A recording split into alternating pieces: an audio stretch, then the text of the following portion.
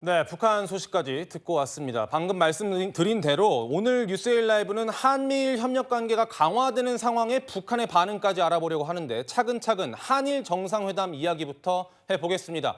어제 있었죠. 이재명 대통령이 취임 후에 처음으로 일본을 방문해서 이시바 시게루 총리와 정상회담을 했습니다. 위성락 실장이 만찬 분위기를 전했는데 그 목소리부터 듣고 오겠습니다. 만찬 메뉴에는 이시바 총리가 대학 4년간 카레를 주로 먹었다고 알려질 정도로 카레를 좋아하는 이시바 총리가 이시바식 카레를 내놓았습니다. 이시바식 카레는 인터넷상에도 많이 알려져 있는 메뉴라고 합니다. 주류로 안동 소주를 내놓았고 요리 중에 안동 찜닭도 나왔고요.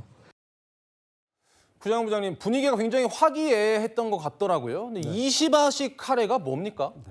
그러니까 이제 이시바 총리가 좋아하는 이 레시피로 만든 카레를 얘기하는데요. 예. 그러니까 카레는 원래 이제 인도 음식으로 알려져 있지만 그 이시바 총리가 이제 자신이 좋아하는 이 식재료를 좀 가미해서 자신 입맛에 맞는 카레를 만들었다고 합니다.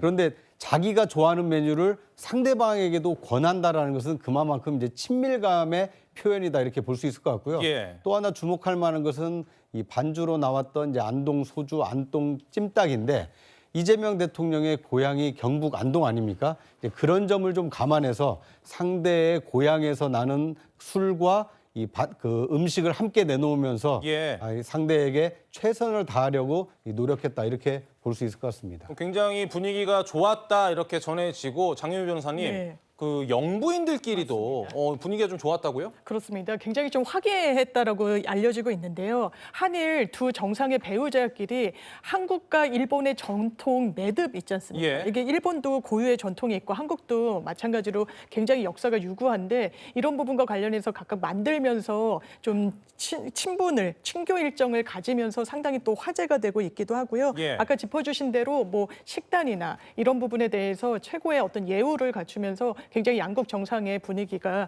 좀 좋게 마무리가 된 것 같습니다. 예, 김혜경 여사가 한국어 학과 학생들과 어떤 대화도 하는 그런 모습도 있었는데 아무래도 우리나라가 외교를 진행하는 데 있어서 영부인의 역할도 중요하겠죠. 어떤 문화적인 교류나 이런 부분들은 영부인이 또 담당하는 부분도 있을 거고요. 분위기는 굉장히 좋게 흘러간 것 같은데 그러면 회담의 성과는 어땠느냐 이걸 한번 짚어보겠습니다.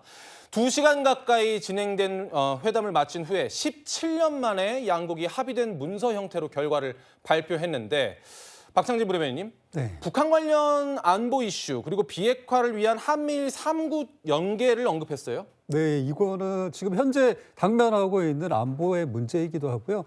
일본과 대한민국이 함께 맞닿아 있는 안보의 문제이기 때문에 여기에 관련된 언급이 있었다라고 볼 수 있겠고요. 예. 잘 아시다시피 이번에 이재명 대통령은 북한 핵에 관련해서 3단계의 과정을 얘기를 했습니다. 동결을 먼저 좀 하고 그 이후에 감축, 그 이후에 비핵화까지 이룰 수 있는 단계별로 절차를 밟아 나가겠다라고 한 만큼 우리의 공통 과제를 현안으로 내놓고 얘기를 나눠보겠다라는 의지도 있었고 잘 아시다시피 이번에 최종 목적지는 미국입니다. 미국을 예. 방문하기 전에 한미일 간의 공동 그 대응이라든지 안보 체계와 관련해서 미국이 우려하는 바를 종식시키기 위해서 일본을 먼저 방문해서 이런 의제를 내놓은 게 아닌가라는 생각이 듭니다. 예. 이민찬 부위원장님, 그러면서도 우리는 일본 측에, 일본은 또 우리에게 서로 민감한 문제는 좀 피해간 그런 느낌이 있어요. 그렇습니다. 한일 관계 굉장히 어렵죠. 늘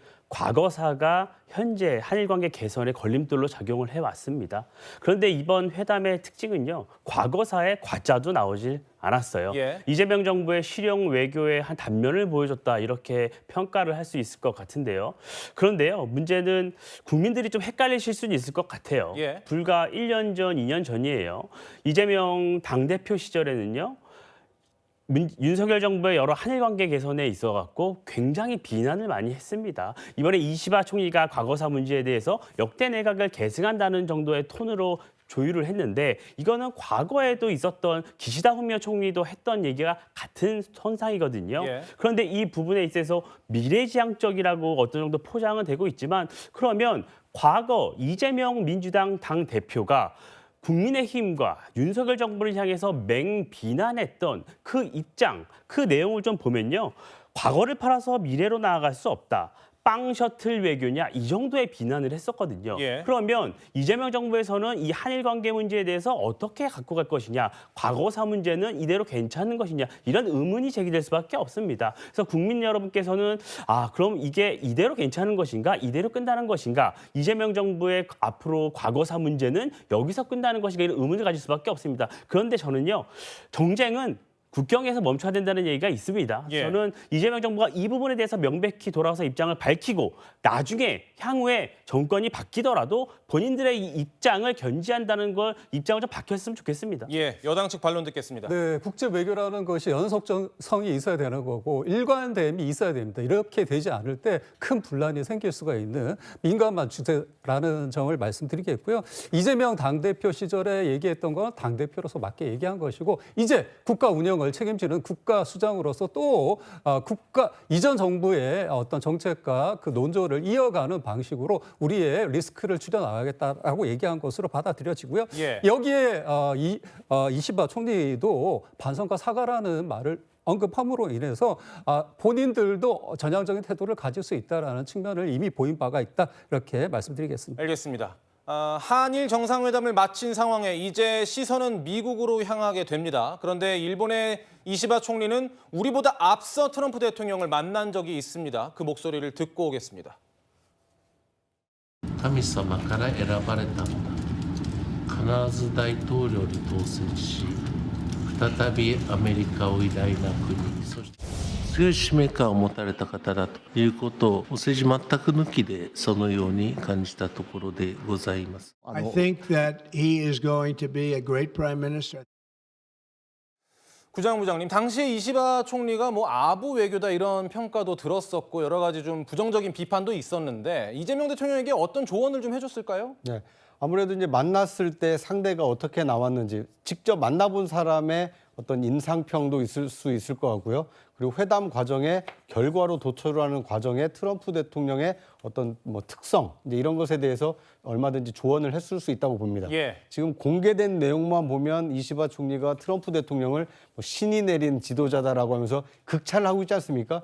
이건 앞에 있는 상대에 대한 예우이기도 하지만 자신이 대표하고 있는 자국의 이익을 지키기 위해서 상대방의 어떤 기분을 좀 누그러뜨리고 그래서 자신이 얻고자 하는 이 국익 최대화 이것이 좀 깔려 있는 것이기 때문에 예. 저걸 아주 아부 그 자체로만 보기에는 좀 어려운 것이 아닌가 싶습니다. 만약 아부를 해서 자기가 어떤 자리를 얻는다거나 자신의 어떤 이익을 취하려고 한다면 충분히 비판받을 만하지만 일본을 대표하는 국가 원수로서 상대 국가 그리고 더더군다나 관세 압박을 하고 있는 상대의 마음을 누그러뜨리기 위해서 칭찬한 것이기 때문에 저것은 아부의 성격도 좀 긍정적인 아부로 봐줄 수 있지 않을까 하는 생각이 듭니다.